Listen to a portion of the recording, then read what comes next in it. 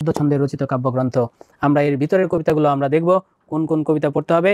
প্রাণ কবিতা আসলে কোন কবিতাটা? মরিতে চাই না আমি সুন্দর ভবনে, মানবের মাঝে আমি বাঁচিবারে চাই, এই প্রাণ কবিতাটা আপনাদের পড়তে হবে। আর সেই প্রাণ কবিতাটা কোন কাব্যগ্রন্থ থেকে? করিও কমল। যেগুলো বিগত সালে এসেছে আমি সেটা এখানে দিয়ে দিয়েছি, লেকচারটা একাধিকবার শুনবেন, আশা করি আপনাদের জন্য সহজ হয়ে যাবে।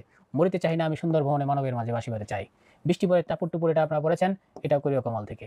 চৈতালি উৎসর্গ পরিচয়, পরিচয় হচ্ছে আমাদের পরিচয়ই হোক, আমার পরিচয়ই হোক, আমি তোমাদেরই লোক। বঙ্গমাতা কবিতায় তিনি বলেছেন 7 কোটি সন্তানের মুগ্ধ জননী, রেখেছে বাঙালি করে মানুষ করণী, কোন কাব্য থেকে? চৈতালি। বলাকা হচ্ছে গতির কাব্য, আমরা আগেই বলেছি। বলাকাটা তিনি লিখেছিলেন কোথায় বসে জানেন? গতিতত্ত্বের কাব্য। বলাকাটা তিনি লিখেছেন 2 জায়গায় বসে। তিনি বলাকাটা লেখার সময় একবার ছিলেন শিলাইদহে, আবার তিনি বলাকাটা লেখার সময় একবার ছিলেন কাশ্মীরে। তাহলে বলাকা লিখেছেন কয় জায়গায়? 2 জায়গায়, শিলাইদহ এবং কাশ্মীরে। 2 জায়গায় বসে বলাকায় লিখেছেন। কাশ্মীরে তিনি একদিন বসে বসে বোটে বসেছিলেন, নৌকায়, হঠাৎ করে দেখলেন এক ঝাঁক বলাকা তার মাথার উপর দেওয়া ধপাধপ শব্দ করে চলে যাচ্ছে।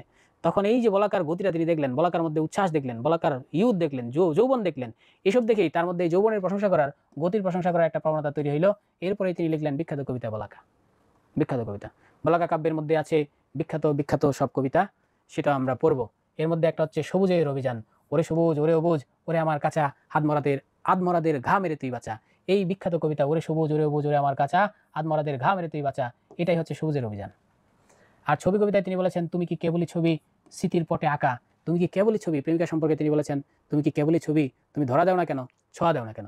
সোনার তরী কবিতা আপনারা পড়েছেন, গগনে গরজমে ঘন ভরসা, কুলে একা বসে আছি নাই ভরসা, রাশি রাশি ভাড়া ভাড়া ধান কাটা হলো সারা, ভরা নদী খরো দ্বারা খর ভরসা, কাটিতে কাটিতে ধান এলো ভরসা। সবটুকু বললাম না?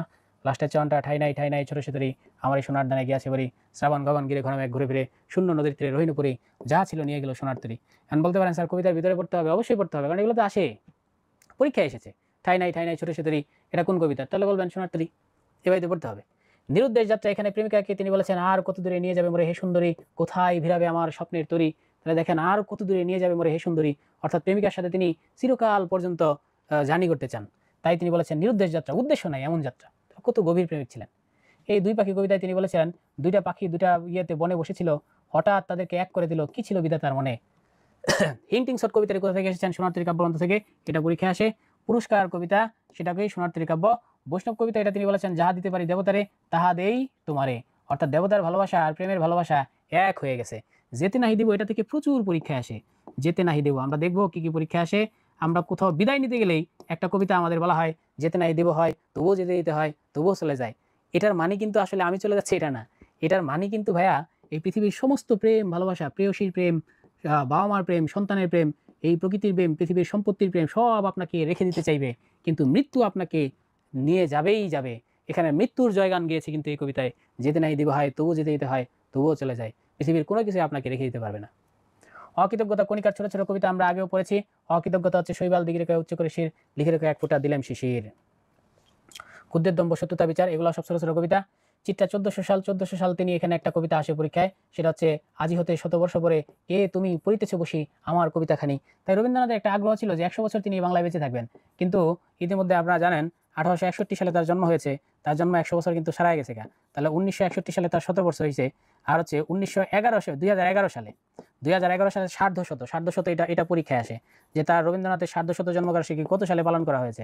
তাহলে অ্যান্সার হবে কত? 2011 সালে, এটা একটু মনে রাখবেন। তার সার্ধশত জন্মবার্ষিকী হয়ে গেছে, অর্থাৎ 150 বছর পার হইয়া এখন আরো কত হয়ে গেছে গা, 160-62 বছর রবীন্দ্রনাথ বেঁচে আছে, আগের চাইতে ভালোভাবে বেঁচে আছে। অথচ রবীন্দ্রনাথ আশা করেছিলেন 100 বছর বেঁচে থাকলে তিনি খুশি, আজি হতে 100 বর্ষ পরে কে তুমি পড়িতেছ বসি আমার কবিতাখানি কৌতূহল ভরে। অর্থাৎ 100 বছর পর কেউ কবিতা বললে সে অবাক হইতো, কিন্তু রবীন্দ্রনাথ 150 বছরেরও বেশি সময় ধরে বেঁচে আছে। স্বর্গ হতে বিদায় উর্বশী, ওগুলা বড় কবিতা তাই বলতে পারছি না। গান্ধারী আবেদন 2 বিঘা জমি, এটা থেকে প্রচুর প্রশ্ন আসে, আপনারা পড়েছেন। রাজার হস্ত করে সমস্ত কাঙালের ধন চুরি, কি কথা! আমরা বলি চোর বাটপারি, আর সে বলেছেন রাজার হস্ত করে সমস্ত কাঙালের ধন চুরি। এখান থেকে আরেকটা বিখ্যাত আছে, সেটা হচ্ছে নমো নমো নমো সুন্দরী মম হে জননী জন্মভূমি, নমো নমো মম সুন্দরী মম। শেষ লেখা কবিতা আমরা আগেই পড়েছি, এটা তার জীবনের শেষ কাব্যগ্রন্থ। এটার মধ্যে তিনি বিশেষ করে রূপনারায়ণের কুলের মধ্যে তিনি বলেছেন সত্য যে বড় কঠিন, সেই কঠিনেরই ভালোবাসিলাম, এই কথাটা তিনি বলেছেন।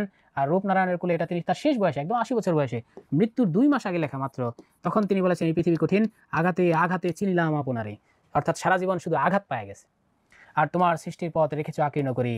অর্থাৎ তিনি এত লিখতে চেয়েছেন, 80 বছর বয়সে তার লেখার এত ক্ষুধা ছিল, শেষ বয়সে তিনি সৃষ্টিকর্তাকে বলে গেছেন কেন তুমি আমাকে আরো লিখতে দাও নাই, কত কিছু লিখতে চেয়েছি আমি লিখতে পারি নাই, তোমার এই সৃষ্টির পথ হে ঈশ্বর তুমি এত ছোট করে কেন রেখেছো, তিনি এই আক্ষেপ করেছেন। ব্যক্ত প্রেম আগে বলেছি, প্রেম একাধিক করতে চাইলে কখনোই পাবলিশ করবেন না, ফেসবুকে দিবেন না, কমপ্লিকেটেড রিলেশন সবসময় দিবেন হচ্ছে সিঙ্গেল। আর গুপ্ত প্রেমে তিনি বলেছেন, হ্যাঁ গুপ্ত প্রেম ভালো, আধার মানিক তলে আলোর মতো জ্বলে। অনন্ত প্রেমে তিনি কি বলেছেন সেটা আমরা আগেও পড়েছি, তোমার এই যেন ভালোবাসি আছি শতরূপে শতবার, যুগে যুগে অনিবার। নিষ্ফল কামনায় তিনি বলেছেন, যাহা পাস তাহা ভালো, হাসিটুকু কথাটুকু নয়নের দৃষ্টিটুকু প্রেমের আভাস। বাসী কবিতায় তিনি বলেছেন, ঘরেতে সে এলো না যদিও মনেতে তার নিত্য আসা যাওয়া। পুনশ্চ কাব্যগ্রন্থ, এটা তার গদ্য ছন্দে। গদ্য ছন্দে তার মোট 4টি কাব্য আছে। গদ্য ছন্দে তার মোট কয়টি কাব্য? 4টি কাব্য। এর মধ্যে পুনশ্চ একটি, এটা মনে রাখতে হবে, এবং এটার মধ্যে গরিবের কথা বলা আছে। সাধারণ ছেলে এক গরিব ছেলের প্রেম কাহিনী, সাধারণ মেয়ে এক গরিব মেয়ের প্রেম কাহিনী। এই মেয়ে সেকা খেয়ে শরৎবাবুর কাছে চিঠি লিখেছেন, হে শরৎবাবু, আমার মনের কষ্টগুলো তুমি একটু লিপিবদ্ধ করো, কারণ শরৎচন্দ্র চট্টোপাধ্যায় মেয়েদের কষ্ট নিয়ে সবচেয়ে বেশি লিখেছেন। প্রবাদ সঙ্গীত, এবার আসেন রবীন্দ্রনাথের শ্রেষ্ঠ কবিতা কোনটি? তাহলে রবীন্দ্রনাথের সর্বশ্রেষ্ঠ কবিতার নাম হচ্ছে নির্ঝরের স্বপ্নভঙ্গ।